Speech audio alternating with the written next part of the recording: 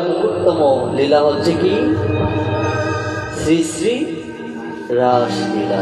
কি বল? তো যাই হোক, এই যে রাস গোমা, এই রাসটা কি?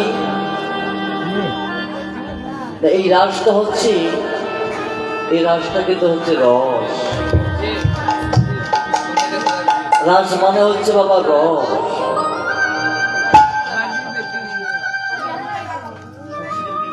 হরে কৃষ্ণ। তোমরা কি বাড়িতে চলে যাবা নাকি? হরি বল। দেখো আর অল্প একটু রজনী আছে, তোমরা যেহেতু নৃত্য আমি জানি তোমরা নৃত্য করবার জন্য আসো, তোমরা সামনে এসে বসো, সকলে আসো, দূরে থেকো না, সামনে আসো। হরি বল, হরি বল। তোমরা এদিকে আসো, হরি বল। জানি তাই, আমি আসলে সূর্য পূজা করতে এসেছিলাম, কিন্তু সত্য আমার জানা ছিল না যেখানে এত নাচের মানুষ আছে, এত নাচের ভক্ত আছে। অনেক জায়গায় গিয়ে নাচের ভক্ত খুঁজে পাওয়া যায় না, আর এখানে আমার ছোট ছোট বোন বা দিদিরা নৃত্য করতে অনেক ভালোবাসে, এটা আমার জানা ছিল না আর কি। তো যাই হোক, আজকের রাসের মধ্যে অনেক নৃত্য হবে, হ্যাঁ অনেক নৃত্য হবে, আমরা সকলেই নৃত্য দেখব এবং প্রতিযোগিতাও হবে যে দেখবো এখানে কে ভালো নৃত্য করতে পারে বাবা। হ্যাঁ, আর যদি কেউ নৃত্য করবার মতো থাকে তাদেরকেও ডেকে নিয়ে আসো, যেটি তাই। তাহলে মা, রাস হচ্ছে রস। এই যে রস মা,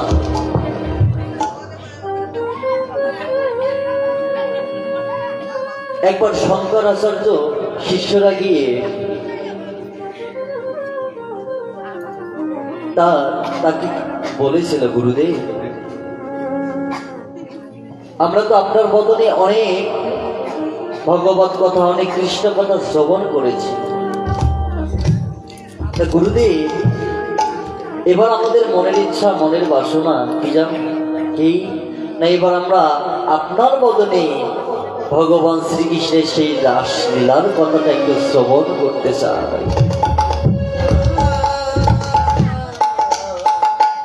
শঙ্করাচার্য বলেছিল যে বাবা তোমরা শুনতে এলে বটে আমার কাছে রাস লীলা, কিন্তু কি বলবো, আমি তো এখনো রাসের উপযুক্তই হতে পারি না, আমি তো এখনো রাসের উপযুক্তই হতে পারিনি, তাহলে কিভাবে তোমাদেরকে আমি রাস লীলা শ্রবণ করাবো? বলুন তো বাবা, যিনি এত বড় বিদ্যা, যিনি এত বড় পণ্ডিত, যিনি এত বড় সাধক মহাপুরুষ,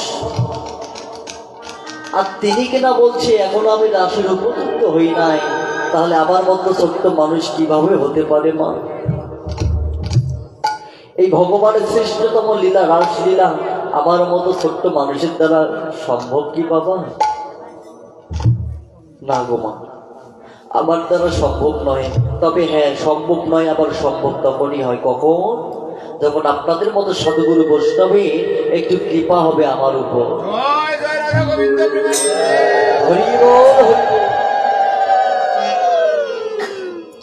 কেননা যেখানে ভক্তির কৃপা হয়ে যায় সেখানে আবার ভগবানেরও কৃপা হয়ে যায়। এই জন্য শ্রীমৎ ভাগবত গীতা একটা শ্লোক দিয়েছে গো মা, কি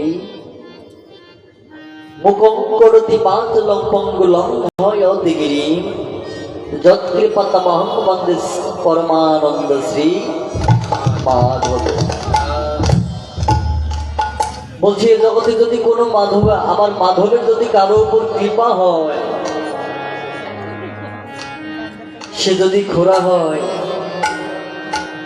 আমার মাধবের কৃপা বলে এই সেই খোরাও কি করে গো মা, পাহাড়কে পর্যন্ত ডিঙ্গাতে পারে হেঁটে হেঁটে, যদি একবার মাধবের কৃপা হয়। আর মাধবের কৃপা যদি কোনো বোবার উপর হয়, যে বোবা সারা জীবন কোনোদিন কথা বলতে পারে না বাবা, সে বোবা পর্যন্ত বদন ভরে হরি বল হরি বল